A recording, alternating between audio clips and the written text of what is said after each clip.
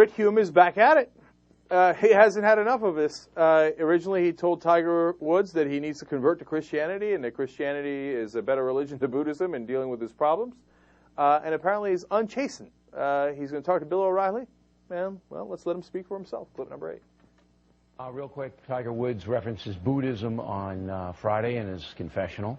I believe that was in direct response to you saying that Christianity might help him because of the tenet of forgiveness. You have anything on that for us? I'm not sure Tiger Woods ever heard about what I said. Oh, he heard about it. Well, maybe. But what I would say about it is this. I thought Tiger Woods showed himself in that presentation to be a shaken, chastened, and contrite man. And gone was the swagger, gone was all of the radiant self-confidence that we used to see in him.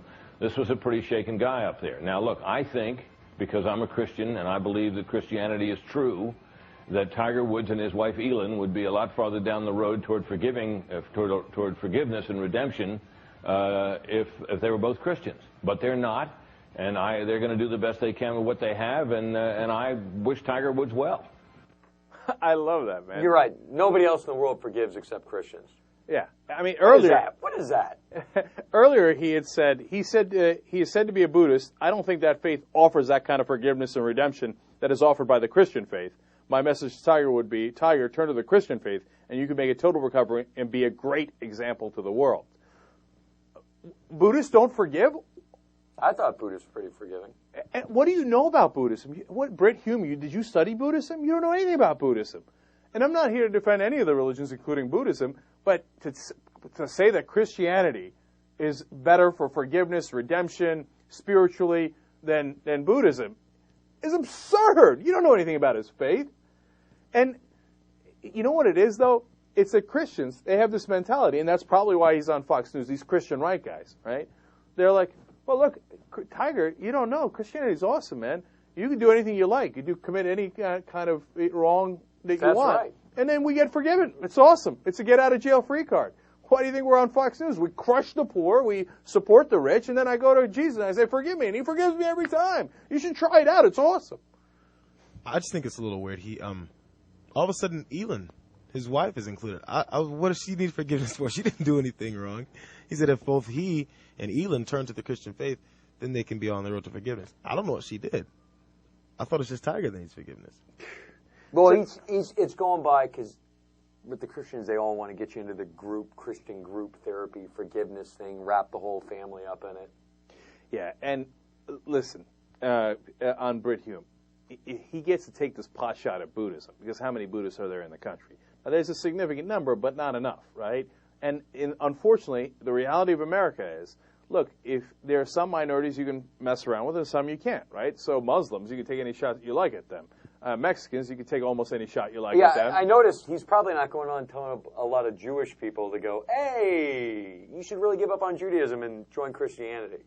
Yeah, imagine if he went to whoever it could be, Abramoff, Madoff, whatever, right? It's just somebody. Kondraki, any of those guys. But someone who did something wrong, right? And he says, hey, you should really give up being a Jew. Christianity's a lot better, and you'll find forgiveness and redemption.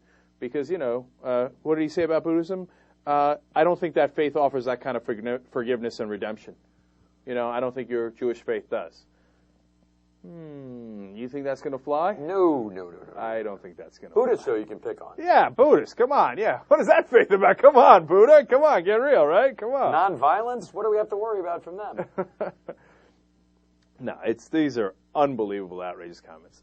Now, one other small side note on this is that he says, he was a shaken man, a chastened man, and that gone was the radiant self-confidence.